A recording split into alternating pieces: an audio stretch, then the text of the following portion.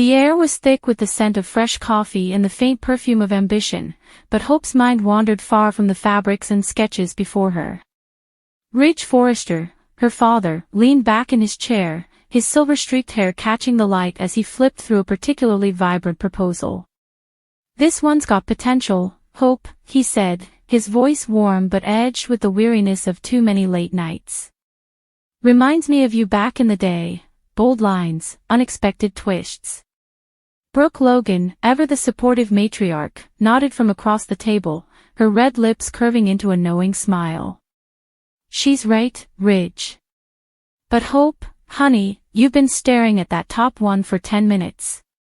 What's on your mind? Is it Carter? Or Liam?" Hope's blue eyes lifted, meeting her mother's gaze, and for a moment, the room seemed to hold its breath. "It's both, Mom. Carter's steady, he gets the business side of me, but Liam, he sees the mother in me, the one who fights for Beth every day. I just don't know if I can keep pretending this triangle isn't tearing me apart." Ridge set down the portfolio, his brow furrowing. "Family first, Hope. Always. But don't let indecision cost you what's real." The door swung open then, and Carter Walton entered, his tailored suit impeccable, carrying a tablet that hummed with notifications. "Sorry I'm late, traffic was a nightmare. But I come bearing good news, our projections for the Hope for the Future line are up 15%. He flashed that disarming smile, the one that always made Hope's resolve waver, and placed a gentle hand on her shoulder as he sat beside her. "You okay?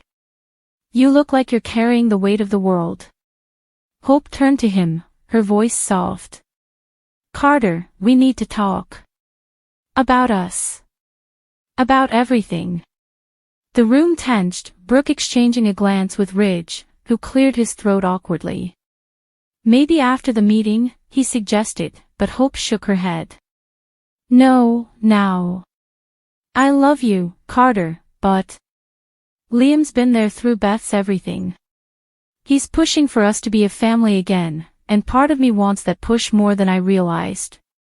Carter's face fell, a flicker of pain crossing his features before he masked it with professionalism.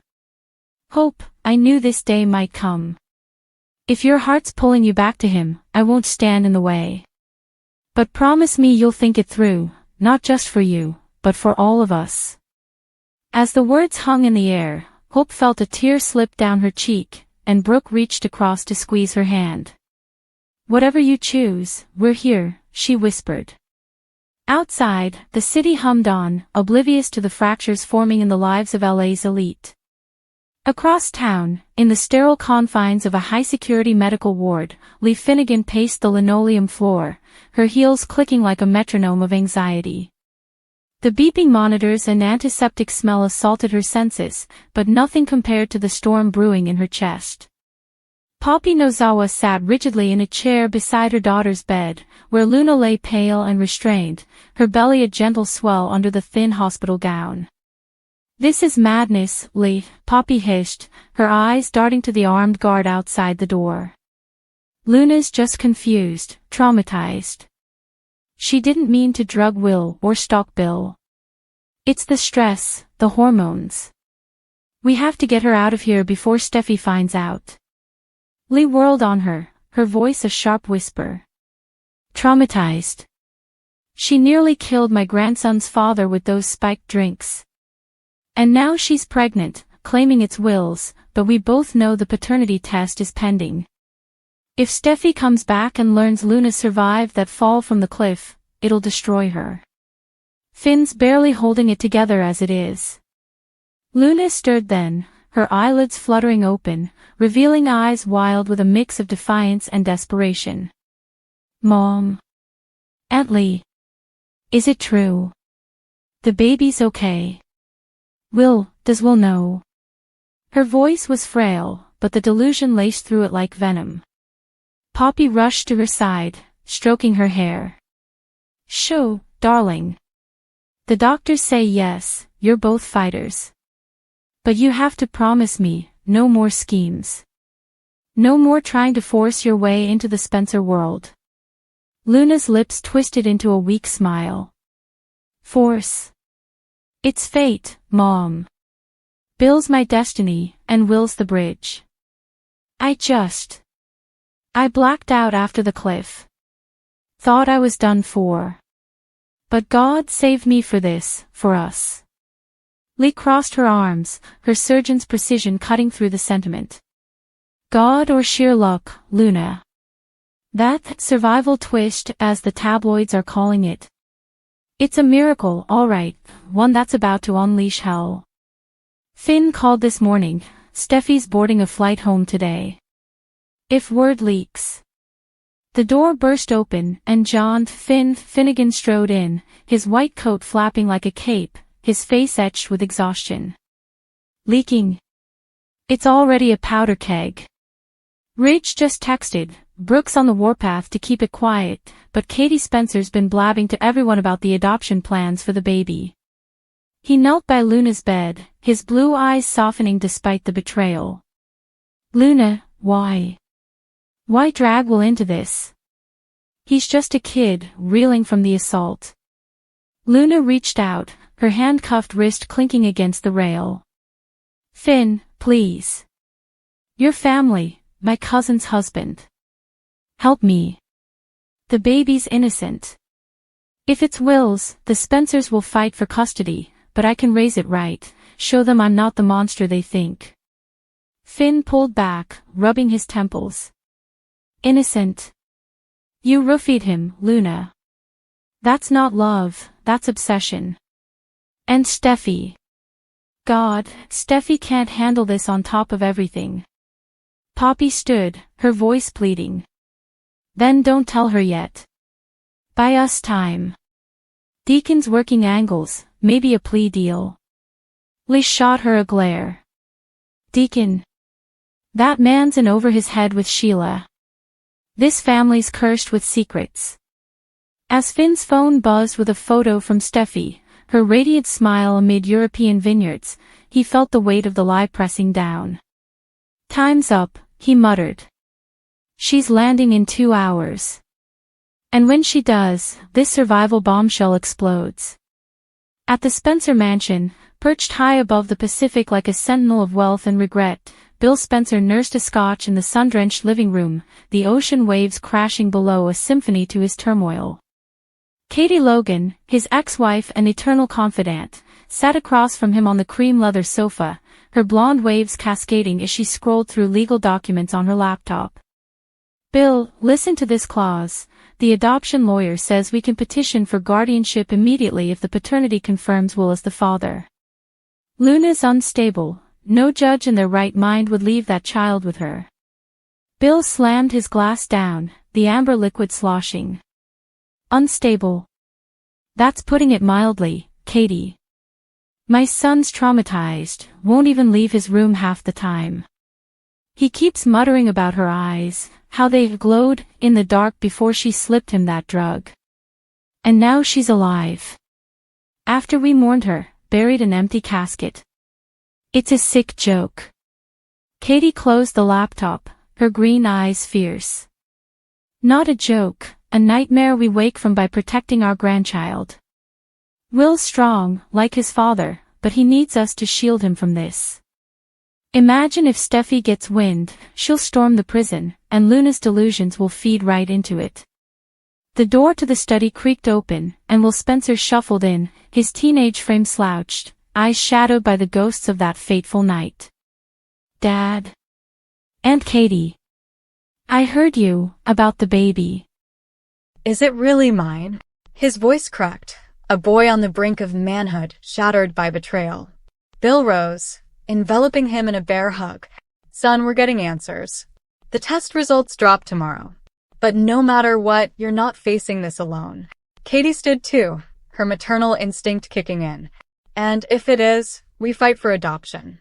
Raise that little one right, show Luna what real family looks like, without the poison. Will pulled away, sinking into an armchair. But what if she gets out? She said I was her forever, like some twisted fairy tale. And Steffi, Finn told me she's coming back. Luna hates her, called her the Forrester witch in her ravings. What if she twists this baby into a weapon? Bill's jaw clenched, the media mogul's fire igniting. Over my dead body. Steffi's family, practically a daughter to me after all we've been through. If Luna so much as whispers a threat, I'll bury her in headlines she'll never escape. Katie placed a hand on Will's knee. Hey, focus on healing. Therapy starts next week, and Liam's swinging by later. Your brother's got your back. As Will nodded faintly, the room filled with a fragile solidarity. But outside, thunder rumbled over the sea, a portent of the storm Steffi's return would unleash. Steffy Forrester Finnegan stepped off the private jet at Van Nuys Airport, the California sun kissing her tan skin as she adjusted the strap of her designer tote. Jacqueline McInnes Wood's portrayal of the fierce heiress had always embodied unyielding grace under fire, and today was no different, though the maternity leave glow lingered in her cheeks, softened by thoughts of Hayes and Kelly waiting at home. Finn had promised a quiet welcome, just the family. But as her driver navigated the freeway toward Malibu, her phone lit up with cryptic texts from Brooke. Home safe? Call when you land. Important. Steffi's stomach twisted. She'd sensed the undercurrent in Finn's last call, his hesitance about Luna's closure. Pull over here, she told the driver abruptly, dialing Ridge instead. Dad? What's going on? Finn's been dodging details, and now Brooke's acting weird. Ridge's voice boomed through the speaker, laced with caution. Steffi, sweetheart, you're almost home. Just brace yourself. There's been a development with Luna. Her heart plummeted. Development? I thought she was dead. Cliff fall, right? Finn said it was over. A pause heavy as lead. She survived, pumpkin. It's complicated, pregnant, in custody. But we're handling it. Steffi's grip tightened on the phone, her voice rising. Survived? And you didn't tell me? My husband's ex-cousin-in-law or whatever the hell she is, carrying who knows whose baby, and I'm the last to know. Dad, this is insane. Ridge soothed as best he could. We wanted to protect you. Post-baby bliss and all. Finn's waiting at the house. By the time the car pulled into the cliffside driveway, Steffi's fury had simmered to a boil. Finn met her at the door, Hayes in his arms, Kelly peeking from behind his legs. Steffi, God, I've missed you, he murmured, leaning in for a kiss. But she held up a hand, eyes blazing. Miss me? Or miss lying to me? Luna's alive, Finn. Spill now. They moved inside, the kids whisked away by a nanny, and Finn collapsed onto the couch, burying his face in his hands. It was a miracle or a curse. She washed up downstream, half dead, but Lee found her. And the pregnancy, she claims it's Will's from that night she drugged him. Steffi's laugh was bitter, hollow. Drugged? As in assaulted my godson? And now a Spencer heir? This is beyond twisted, Finn. She's a threat to you, to our kids, to everything. Finn reached for her, his touch desperate. I know, but the family's rallying, adoption talks, therapy for Will. I didn't want this tainting your return. She paced, the ocean view mocking her turmoil. My return? This is my life, Finn. No more secrets. Tomorrow I confront her, in jail if I have to. She needs to know the Forresters don't break. As night fell, they lay in bed, bodies entwined but minds miles apart, the survival twist weaving its dark thread through their reunion. Meanwhile, in the dimly lit Il Giardino restaurant, where the aroma of garlic and red wine mingled with whispered secrets, Deacon Sharp polished glasses behind the bar, his mind a whirlwind of divided loyalties. Sheila Carter Sharp, his wife of whirlwind passion, lounged at a corner table, her fiery red hair a beacon of danger, sipping Chianti as she eyed him with possessive intensity. Deacon, darling, you've been distant all week. Is it hope? Or that Luna mess spilling over? He forced a grin, wiping his hands on a towel. Sheila, it's nothing. Just dad stuff. Deacon turning at Forrester, Hope's got her hands full with designs and drama. But as he spoke, the door chimed, and Taylor Hayes entered, elegant in a tailored blazer, her psychologist's poise hiding the spark of old flames. Deacon, hi. Rich mentioned you might have advice on family mediations. Mind if I pick your brain? Sheila's eyes narrowed to slits, but she masked it with a saccharine smile. Taylor, join us. The more, the merrier. Taylor hesitated, then slid into a seat, oblivious to the undercurrent. Actually, it's about Deacon's insight. Luna's survival's got everyone reeling. How do you counsel a family through that? Deacon leaned on the bar, drawn in despite himself. Honestly? With truth, no sugarcoating. Luna's delusional, thinking that baby's her ticket to the Spencers. But Will's scarred. Steffi's incoming like a hurricane. Taylor nodded, her blue eyes locking with his. And you? Caught between Sheila's fire and hopes, pleased to keep you safe from it all. Sheila interjected, her voice honeyed venom. Safe? Deacon's mind Taylor. We've built something real. Passion redemption. But Deacon felt the pull. Taylor's calm a bomb to Sheila's blaze. Later, as the restaurant emptied, he walked Taylor to her car under the stars. She's intense, but you're steady. Like back in the day. Taylor turned, her hand brushing his arm. Steady doesn't mean stagnant, Deacon. Hope mentioned you too, scheming to pair me off, away from the chaos. But maybe it's you I need to talk to. Their laughter mingled, tentative and charged, as Sheila watched from the shadows, her jealousy a simmering pot ready to boil over. Not on my watch, she muttered to the night. Back at Forrester, the evening meetings stretched into strategy sessions, with Hope poring over sketches under the harsh fluorescence of the design studio. Deke Sharp, her half-brother and budding designer, hovered nearby, his youthful energy a contrast to her brooding. Sis, this one's killer, bold colors, sustainable fabrics. Reminds me of that push Liam gave you last week, about reclaiming your spark. Hope glanced up, a small smile breaking through. Liam's always pushing for us, for Beth, for the life we almost had. Carter let me go today, Deke. Handed back the ring like it was nothing. Deke whistled low. Ouch. But hey, that's freedom. Call him. Beth's been drawing pictures of you three as a family. Super cheesy, but sweet. As if summoned, Hope's phone vibrated, Liam's name on the screen. She answered, her voice tentative. Liam? Hey. His tone was warm, urgent. Hope, I heard about Carter. I'm not gloating, okay, maybe a little. But seriously, come over. Beth's asleep, but she left cookies for you. We need to talk about us, really talk. Hope hesitated, glancing at Deke, who thumbs-upped enthusiastically. Okay. Give me 20. The drive to the Spencer Cliff house was a blur of neon lights and what-ifs, and when Liam opened the door, his arms enveloped her like coming home. I've missed this, he whispered, leading her to the couch overlooking the moonlit waves. Carter's great, but he's not me. We're endgame. Hope, you mean Beth. Marry me. Again. Tears welled as she laughed. You're pushing all the right buttons, Spencer. But with Luna's chaos, Steffi's return, is now the time. Liam cupped her face. Especially now. We deserve our push forward.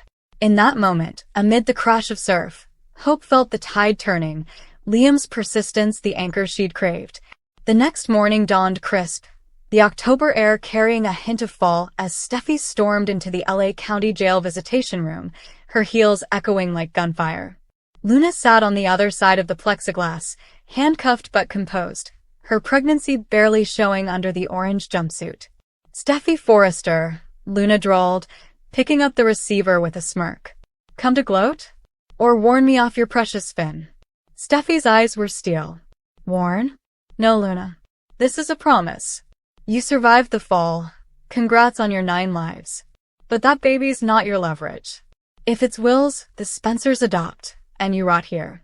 Touch my family again, and I'll ensure your delusions end in solitary. Luna leaned forward, her voice a whisper of madness. Family? Finn's blood runs in me, Poppy sighed. And Bill, he'll see. This child ties us all. Steffi's laugh was icy. Ties? You mean chains. Stay away, or survival's your last twist. As guards led Luna away, Steffi exited into the sunlight, resolve hardened. Back home, Finn waited, Kelly on his lap. How'd it go? He asked. Cathartic, she replied, kissing him fiercely. No more shadows. Our life starts now. But in the distance, Poppy plotted with Lee, whispers of appeals and secrets, the bold and the beautiful web tightening once more. Days blurred into a tapestry of confrontations and confessions, with Hope and Liam stealing moments amid the maelstrom. Picnics with Beth on the beach, where the little girl's giggles drowned out the drama, and quiet nights where Liam's hands traced promises on Hope's skin. "See? This is us," he'd murmur as stars wheeled overhead. Yet, Deacon's divided heart pulled him deeper into Taylor's orbit, stolen coffees turning to lingering lunches, Sheila's suspicions festering like an untreated wound. "You're slipping away," she accused one night in their candlelit apartment, nails digging into his arm. "Taylor's poison. Don't make me remind you why." Deacon pulled free, voice low. "It's talk, Sheila. Harmless." But harmless it wasn't. Sparks flew, old attractions reigniting, threatening to scorch the fragile peace. As Halloween loomed, Luna's cell became a stage for her unraveling, scribbling letters to Bill that guards intercepted, ranting about fates intertwined. Will, in therapy's gentle grip, began to reclaim his voice, confiding in Liam. "She made me feel chosen, bro. But it was all lies." Liam hugged him tight. "Lies end. Truth wins." And Steffy, ever the warrior, dove back into Forrester, her designs fierce and unyielding, a metaphor for her spirit. "We're unbreakable," she told Ridge over sketches. Luna's twist? Just plot fodder. In the end, as leaves turned and nights cooled, the bold and the beautiful pulsed with life's relentless rhythm. Returns that healed, twists that tested, pushes that propelled. Hope slipped the engagement ring on, Liam's kiss sealing vows renewed. Steffi's glare had cowed Luna into uneasy silence, the baby's future hanging like a question mark. Deacon danced on the edge, Taylor's laugh a siren's call, while Bill and Katie signed adoption papers, guardians to a new dawn. Through it all, dialogue wove the human thread. "I choose you," Hope breathed to Liam. "Fight with me," Steffi urged Finn. "Love survives," Poppy pleaded to Shadows. And in LA's glittering underbelly, the beautiful endured, bold against the gathering storm.